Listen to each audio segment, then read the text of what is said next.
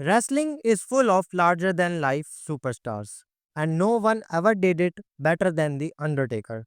We can argue over who is the greatest wrestler of all time, but there is no debate that The Undertaker is the greatest character ever created.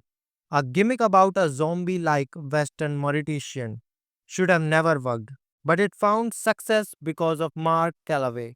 While he had been a wrestler in WCW, it was under Vince McMahon's creative direction in WWE that he could finally live up to his potential. Calloway turned The Undertaker into a legend due to his talent and charisma, but also because of his size. At 6 feet 10 inch and over 300 pounds, The Undertaker was one of the most imposing wrestlers to ever step inside a ring.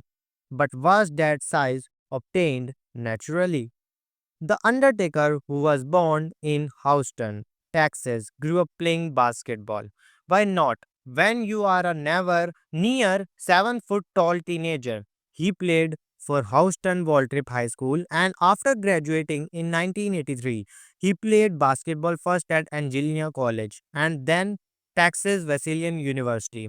Mark Calloway was good enough that a scout offered him a chance to go pro in France, but Calloway said no, deciding instead that he wanted to be a wrestler. A Bleacher Report article about his basketball days interviewed his teammates who called him a giant among boys and very athletic. Mark Calloway never went pro in basketball, but he did get a chance to play with a future NBA legend Hakeem Olajuwon. The Houston Rockets great also grew up in Houston and in high school. The Undertaker was once on his team. He spoke about passing the ball to Hakeem on his 6 feet under postcard saying, he caught the ball on the rim and dunked on some dude, man. And we were running back on the court and he was like, nice pass, man. Hakeem made me look like I was Magic Johnson. Before he was ever a wrestler and packing on pounds of muscle, Mark Calloway was already an athlete. However, basketball and wrestling are very different sports with different demands on the body. So, did this soon to be Undertaker give into the steroid temptation? Back in 2021, during an appearance of the Joe Rogan Experience, the topic of steroids and wrestling came up.